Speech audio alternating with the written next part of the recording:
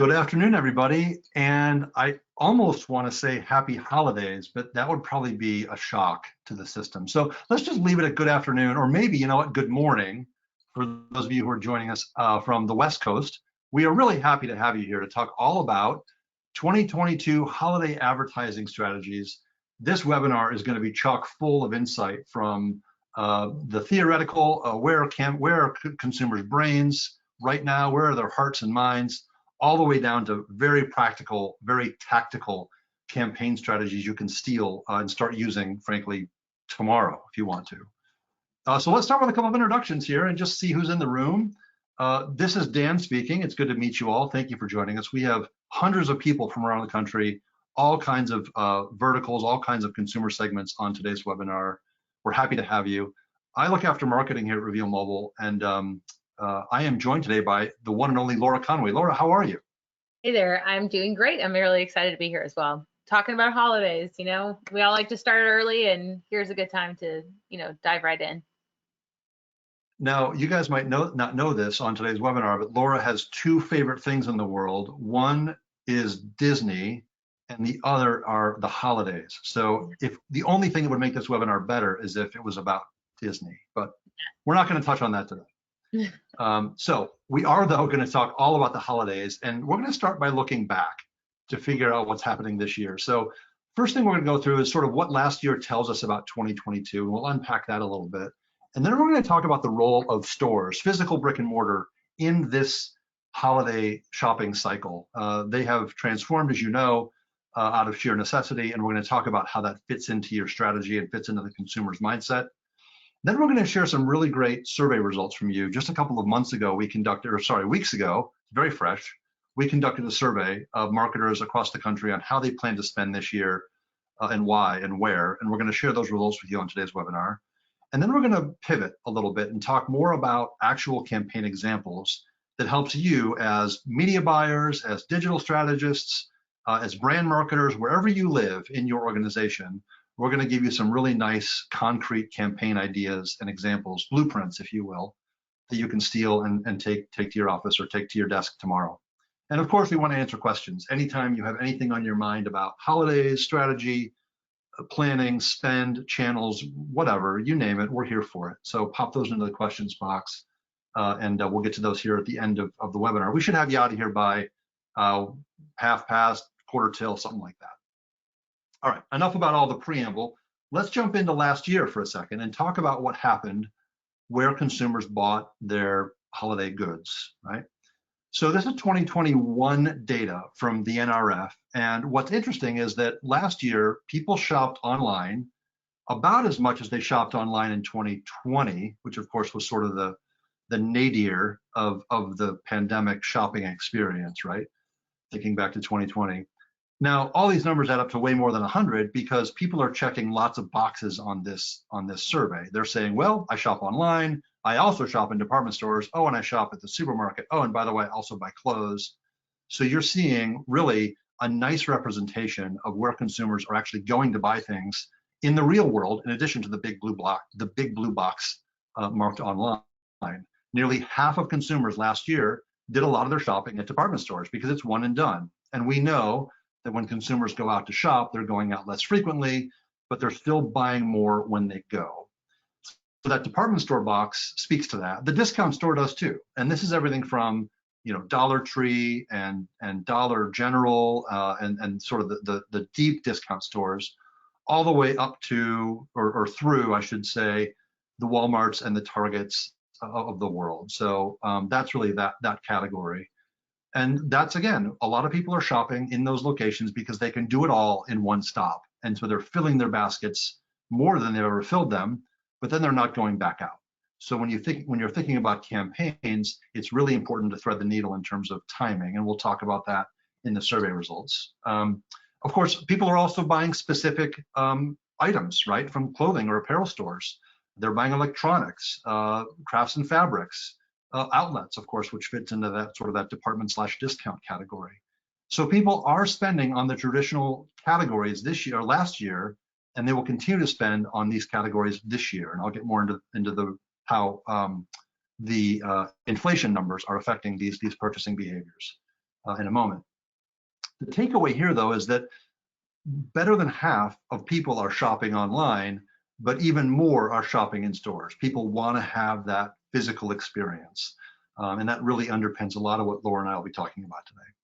So when did they do all this? In 2021, you can see here that before the end of October, 31% of people were already filling their holiday shopping list or checking items off their holiday shopping list.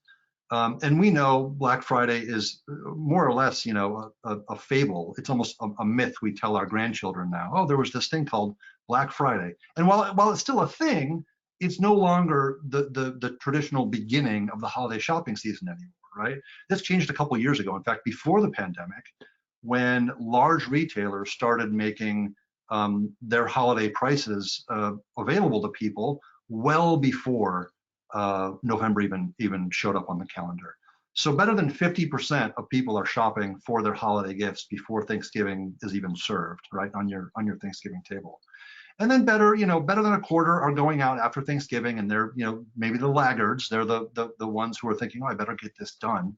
And they're going out sometime in December, and filling their list. And then here's a really interesting piece of data.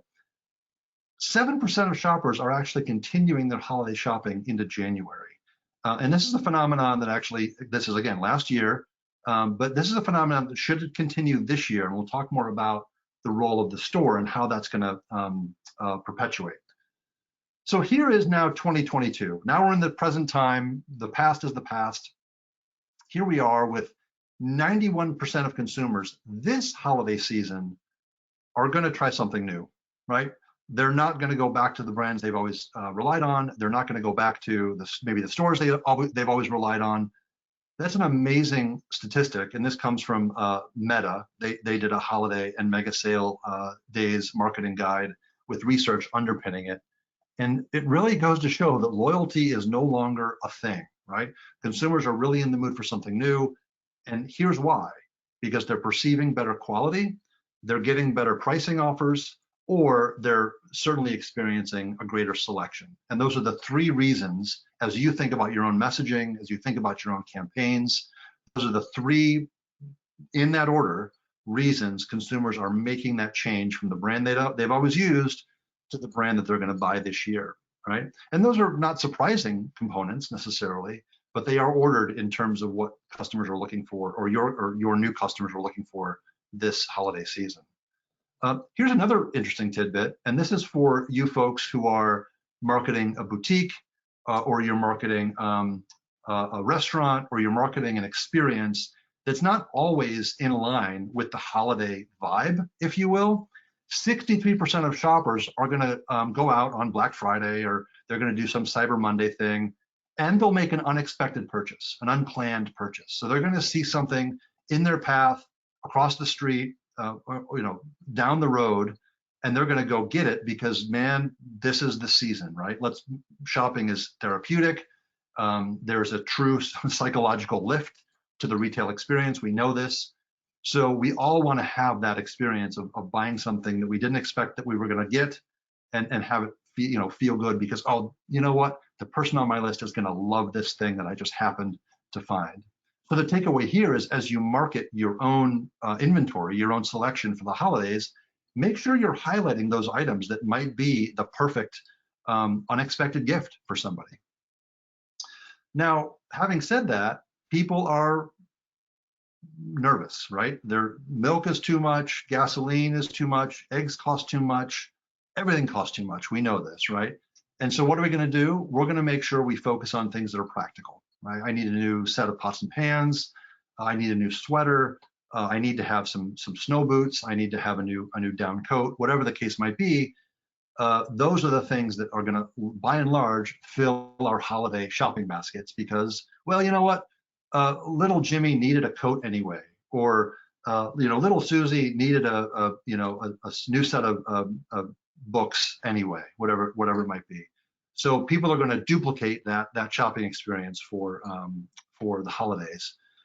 And Dan, when it comes to frequency, Dan, I love your please go ahead, Laura. Your old-timey kid names are just wonderful.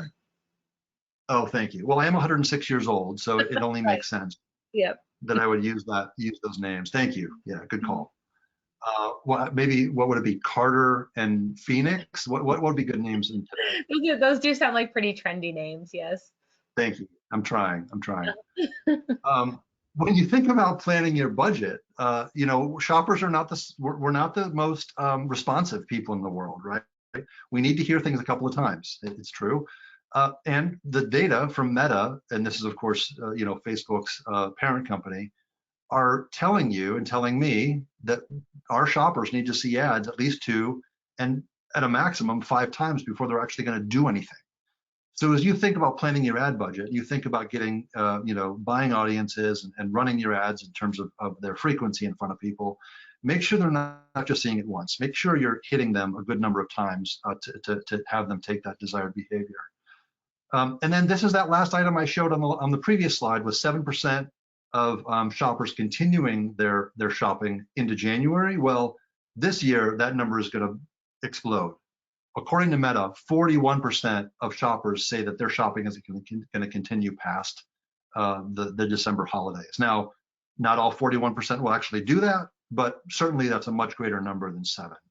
So what's interesting in terms of planning your campaigns on the agency side, or if you're on the brand side, your December might not be over on December 15th or December 20th. You might need to plan those campaigns well into the beginning of January. So think about that in terms of your ad spend and spreading it out. Yeah, that makes Any other perfect thoughts on this? that makes perfect sense too, with that last point, because not only is it great to capitalize on those that return in store, so you can kind of entice them to get other things, which would definitely be after at least the Christmas holiday and then the other holidays that happen during December as well. But people also, especially with travel concerns, they might travel later on. So they might go visit grandma and grandpa in January, or they might fly back home, in January, even February, to miss the rush and celebrate the holidays with their family at a later date. So, and we're all kind of guilty of being last minute, so that, the last minute shopper may go well into January. So how does all this roll into the physical store? And this is something we think about a lot at Reveal Mobile. We work in location intelligence every day. We measure campaigns that either drive conversions offline, or maybe the exposure is offline.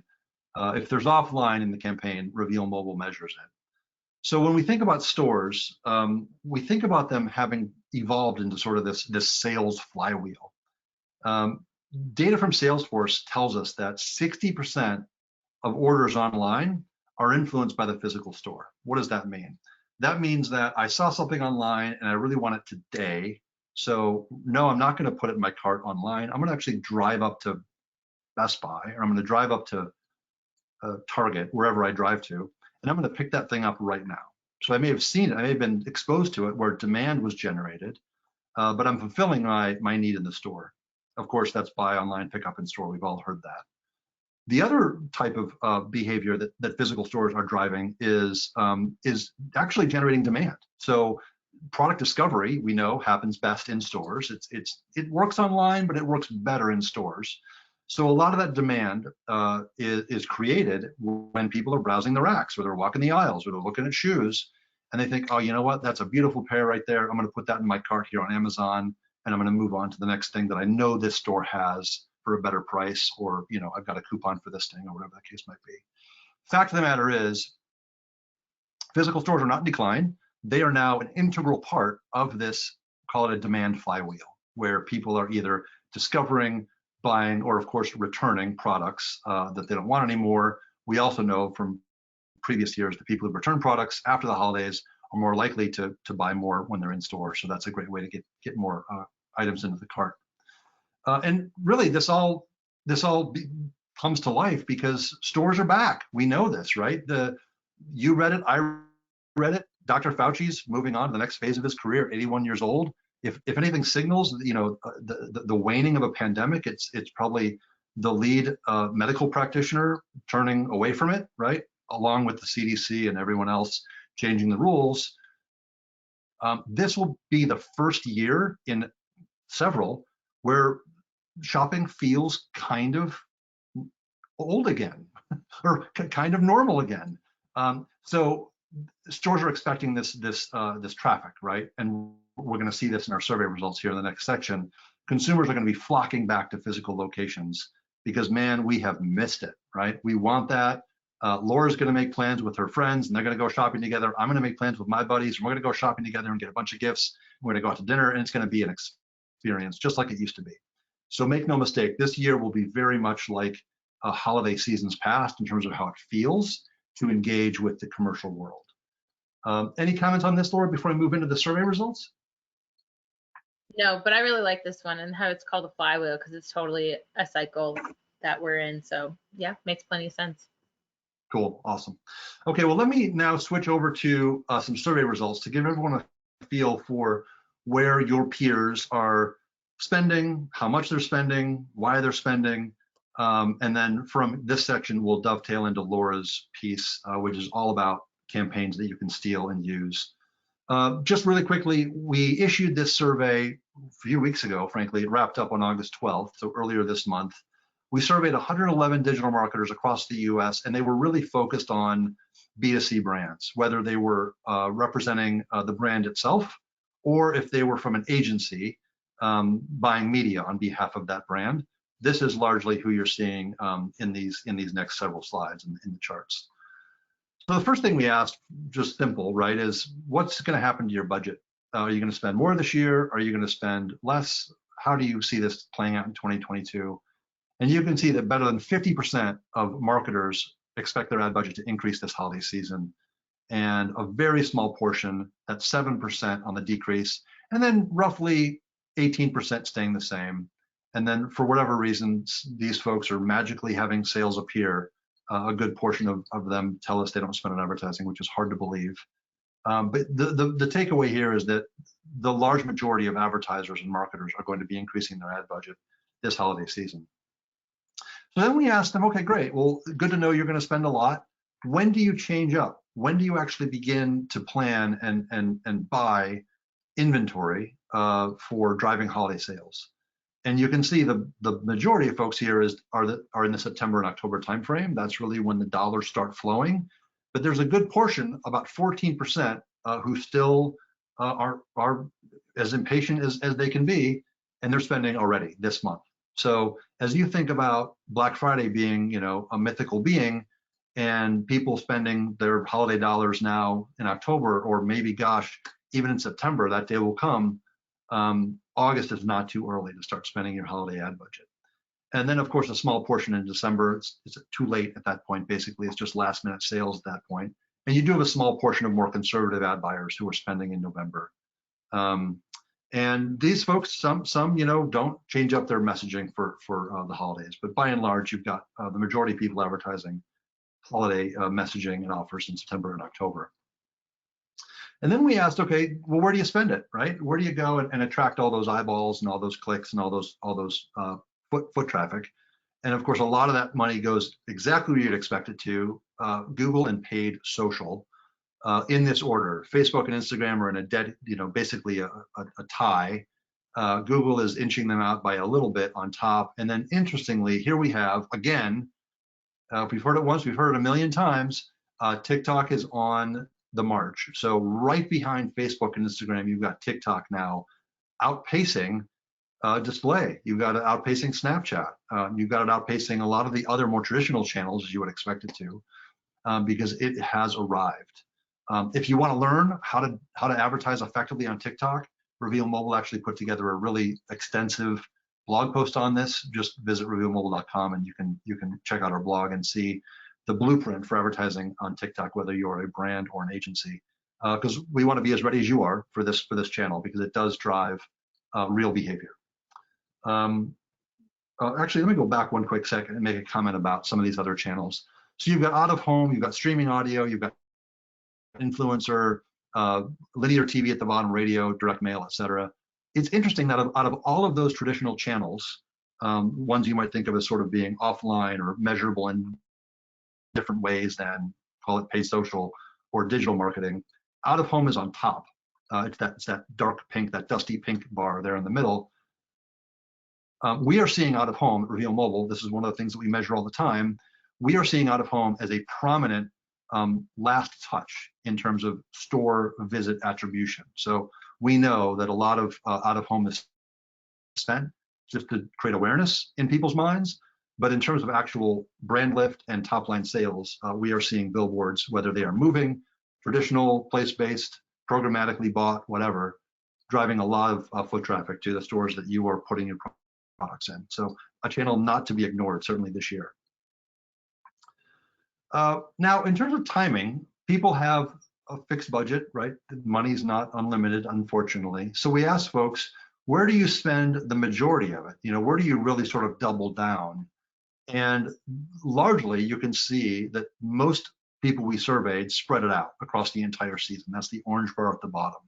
I spend my ad spend evenly over the entire holiday period. Well, that's a sensible way to go.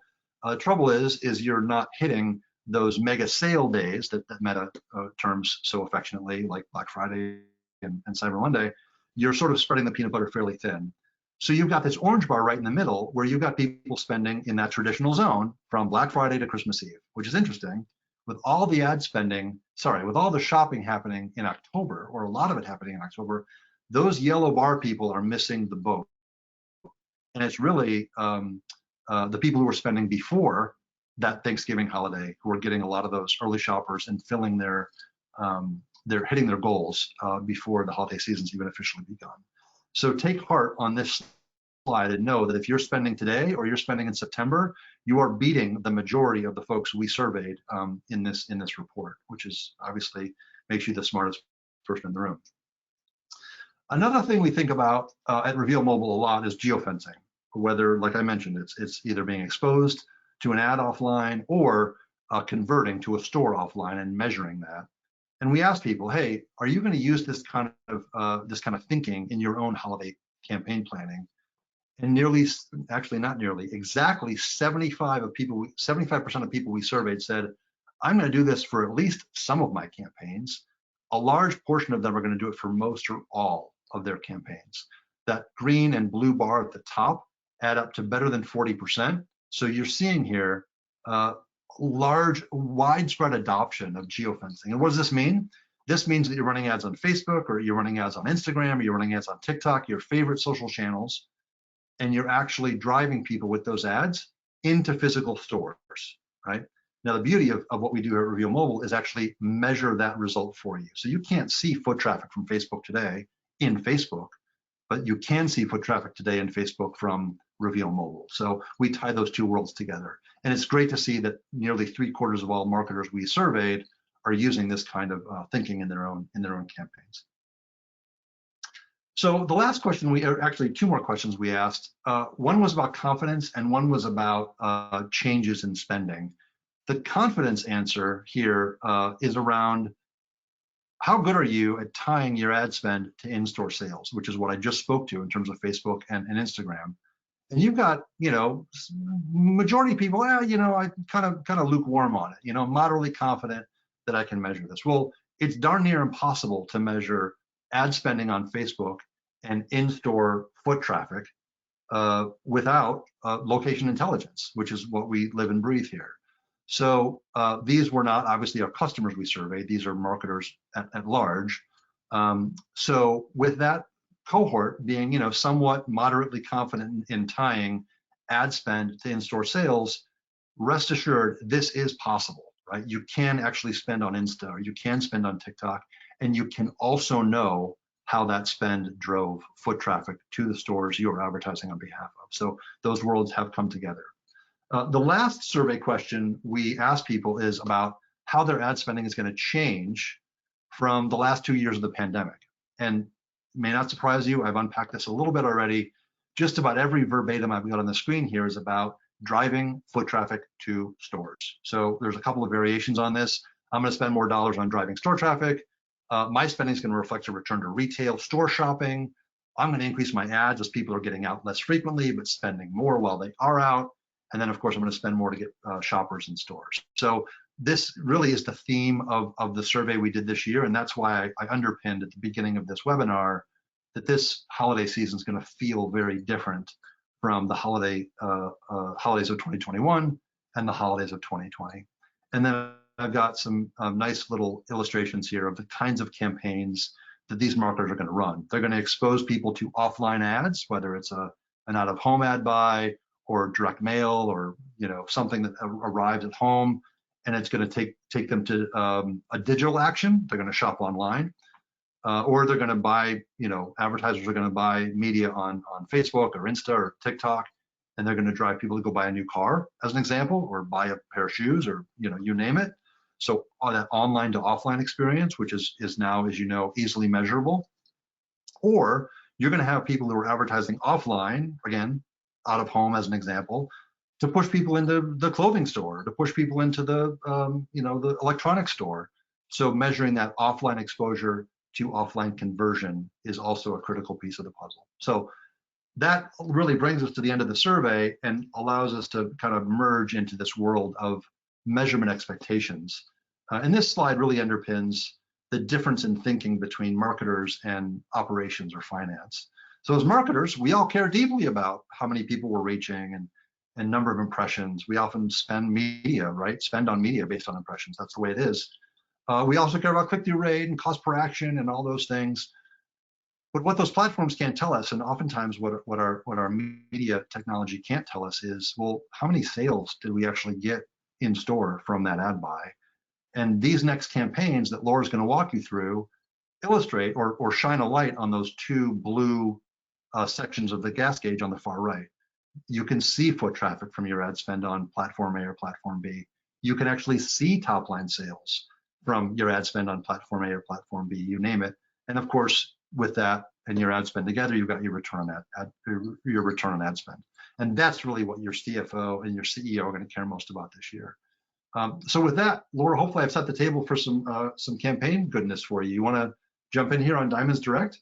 Yeah, let's dive in. So we chose a couple of different categories that are really big, for gifting and around the holidays. And the first one we're going to look at is a campaign example about Diamonds Direct.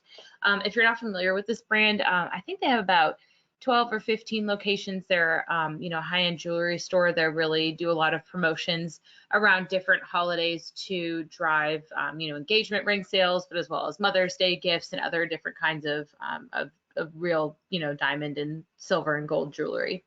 So when you are trying to create your addressable audience for this, what you're going to do is geofence locations that matter to the store. So if Diamonds Direct is selling jewelry, then you need to geo-target visitors to their direct competitors. So that would be different brands like Jared's, Kay's, maybe Zales, a couple of other diamond retailers like that.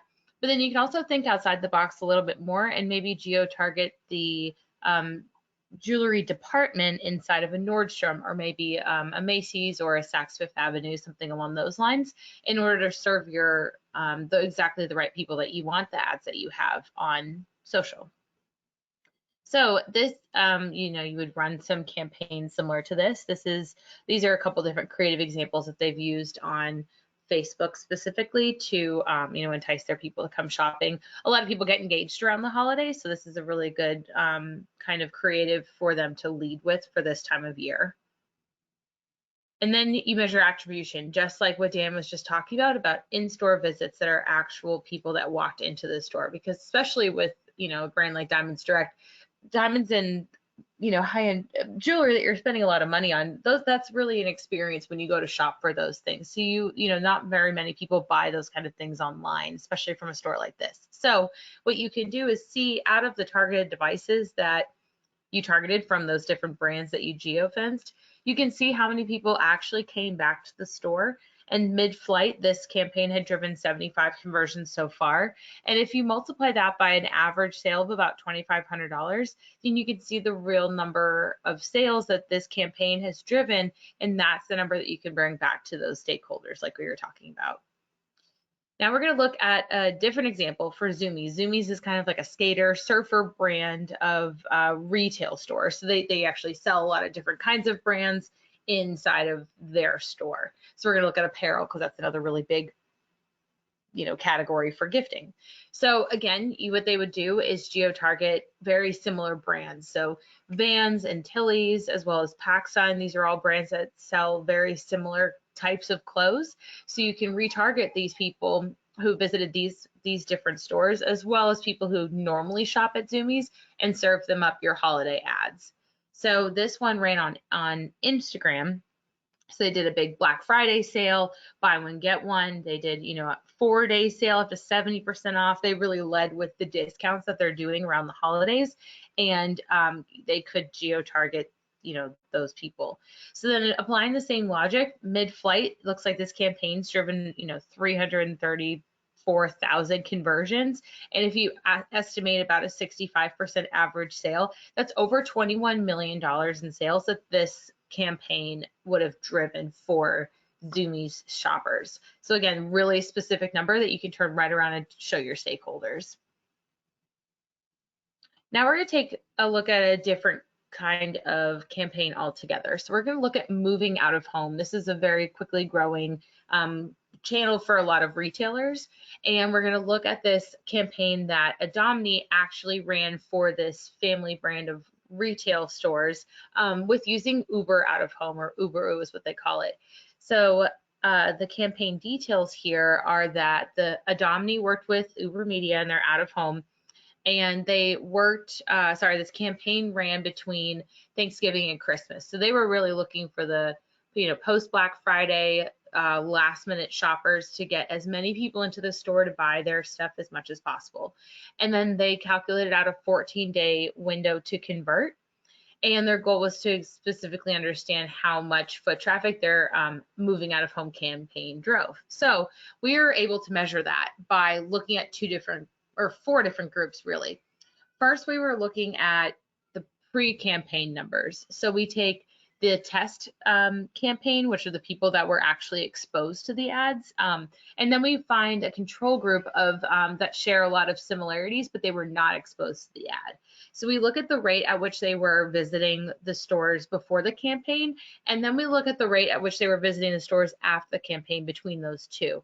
And you can see that with the chart on the left. So the control group and the test group, or the exposed group, as you may think about it, were visiting the store at about the same rate. But then after the campaign ran, you can see that those that were exposed were much more likely to visit the store than those who were not exposed. And then just to take it a little bit, another step further, you can see the different rates split up between the 2 different markets that they had this campaign running. And you can see LA, you can see New York, and then the aggregated between the 2. So at the end of the day, they could turn around and tell their stakeholders that this campaign was worth every penny, because the exposed group is 52% more likely to visit a store after they were exposed. And finally, we all need a snack while we're out shopping, because they tend to be really long days, a lot of traffic, and it's really hard to find parking and then to find your car at the end of the day. So a quick service restaurant like Tropical Smoothie Cafe could run an awareness campaign to those that are out there shopping, and run a campaign on TikTok to entice people to come in and get a snack with them.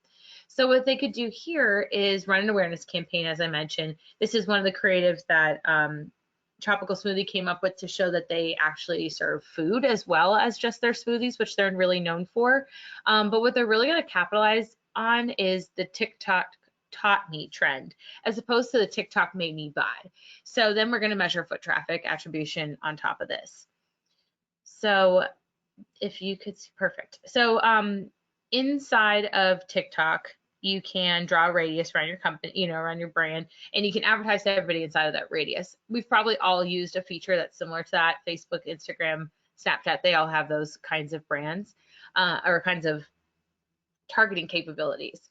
And then here is the ad that they could run in order to retarget those that have maybe been to the store or have been nearby with a special smoothie hack. So that's the TikTok taught me kind of thing. So here it's basically ordering one of their on menu items, adding a handful of specialty items to make an off-brand one called the creamsicle. So this kind of ad is great for kind of almost an upsell. And then however, when you're running these ads with these big radiuses, it might lead to a lot of wasted ad spend, because there might not be the right type of businesses that are nearby, or the people that you're trying to address, or something like that. So instead, what you'd want to do is be much, much more precise and target the actual stores or businesses that that would, people visit that would also enjoy your brand. So in this case, with Tropical Smoothie Cafe, they could target the mall that's nearby, as well as the Target, maybe the Starbucks, and maybe the off-standing department store, or maybe Dick's Sporting Goods. That way, it's more specific instead of just throwing a big radius around the each location. That also takes a lot of time. So making sure you're much more precise is definitely a better way to go. And then as your campaign's running, or right after it ends, you can take a look at how it went. So in this case, I assigned a higher value than I did the other campaigns that we were, testing out here. So if the average price is usually $11, but you were running a campaign that had this hack in it, which was also a menu upsell, maybe the value was higher for this campaign. So then we multiplied it out by 15. And now you can see right at the bottom, right in the middle, exactly how much those conversions are worth to the business. So, of course, this is an average and everything, but once you've worked that out, you can plug these numbers in and, like I've said before, give these to your stakeholders, give these to your clients, give them to your CEO, and then it really just proves the value of the campaigns that you're running. Love it. That's awesome, Laura. Thank you for those really 4 great campaign examples. Yeah. Facebook, Instagram, TikTok, out of home, largely the primary channels everyone's running this holiday season. So it's great to see how that actually is coming to life for a lot of customers and for a lot of marketers in general. Yeah. Yep. That brings us to a Q&A. So we want to be here for any questions you've got about what you've seen, any questions you've got about what you didn't see and you're just curious about. Laura and I are happy to answer those for you. And if we, for whatever reason, run out of time or can't get to your questions, we will certainly follow up with you. If for some reason you can't think of a question at this very moment, and there are a couple in the queue here, but if for some reason you can't think of one, just make a note of our email addresses. They are on your screen. They go directly to our inboxes, and we are always happy to entertain any questions you've got about your holiday campaigns. The first question here, Laura, is will we share the recording? And of course, yes, we are happy to share the recording for anybody who wants to watch it again. You want to share it with your colleagues, you want to share it with your clients, you name it, we will share that for you. Yep, there's that question again. Absolutely, yes, we will definitely share both the deck in PDF form, and we will be happy to share the recording. So you're welcome to share that far and wide. And a lot of this holiday data is in flux, right? We know that there's legislation being passed right now to lower inflation. We know that holiday sales are going to hit at unpredictable times. We know that Amazon Prime Day was sort of a presages in some ways what we're going to see over the holidays. So there's all kinds of to be seen elements in this year's holiday shopping experience. Next question in the queue here is, we use geofencing traditionally to target frequent visitors to an area. What's the turnaround time for something as time sensitive and fleeting as shopping for an ad and serving it as it is bidding based? Let me make sure I've got that right. So I think the question ultimately is asking, how quickly can we make an ad buy based on location data when people might only be in stores for a couple of minutes or maybe several minutes at most? And if I'm misinterpreting that question, asker, please go ahead and clarify for me. And it's a great question, right?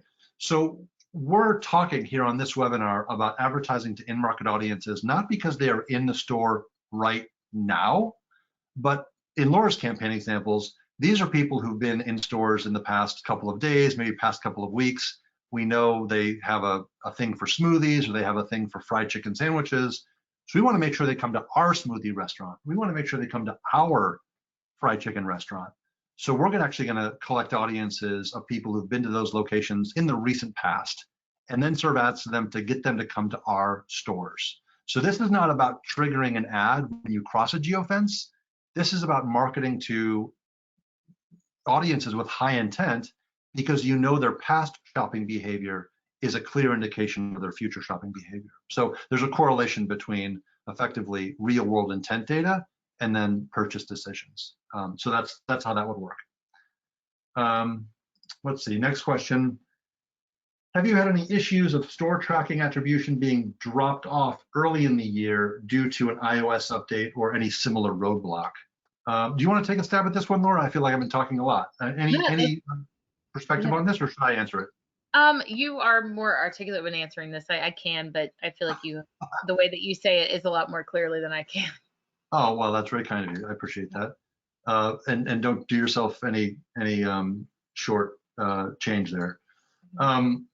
So the short answer is no.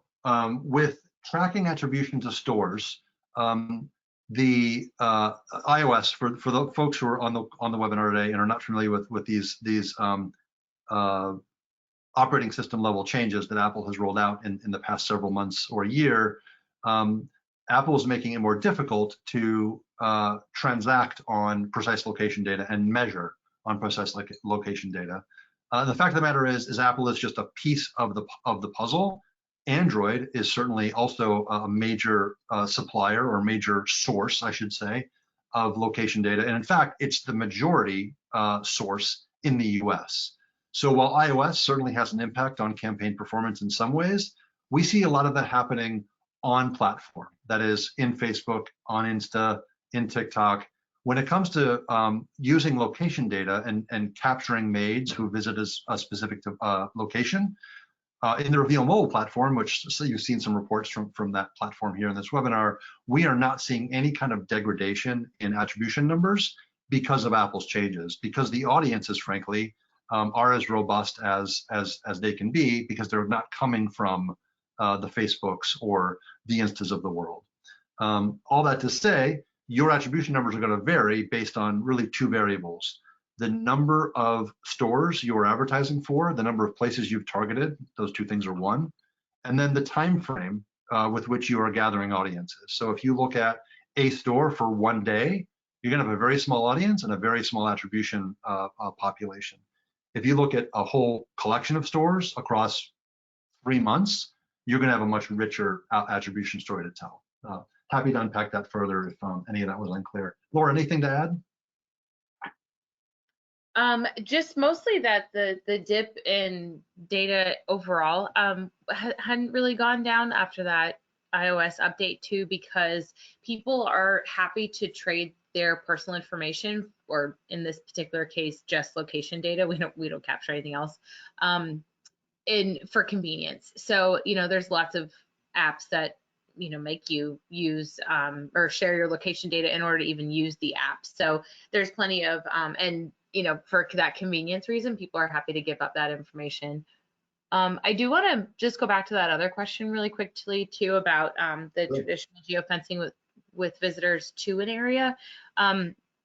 That's maybe you're thinking about, or maybe you're thinking about how I'm reading that is that you're using kind of the built-in tools and either in Google or Facebook or other social platforms too, to target people who are in the area right now. And while that's a really great way to do that, you want to go further and use these specific geofences and the people who have visited these specific locations in the past as well, so that they can work in tandem to really capitalize on all the different avenues that you can when you're trying to reach your exactly the people that you're talking about. The other cool thing is that you can actually look back up to 18 months. So you can look back at those that were shopping in the stores that you care about last year during holiday season, or who maybe came in January and February to return or to spend their gift cards, or whoever you're trying to go after. You can kind of think about it in different critical ways, but you can address those people as well instead of just the people who are currently in that area. That's a great point. Looking back to the last holidays for the sake of bringing those shoppers back into your stores. Great advice. Yeah. It looks like that's the last question in the queue. We're always happy to answer any that come in late here, though. No problem. Keep asking. Like I said, if you can't think of one right now, make a note of Laura's email address. Make a note of my email address. We're happy to answer them via email as they occur to you. If you're like me, you'll wake up at 3 o'clock in the morning tomorrow and think, oh, here's the question I meant to ask. And you'll email Laura and you'll ask her. So do that. Thank you so much, everybody, for joining us today. We're so glad you could be here to talk all about the holidays, even though it's still 86 degrees where I am. Laura, thanks for being here. Thanks, Dan. Thanks everybody for joining us today.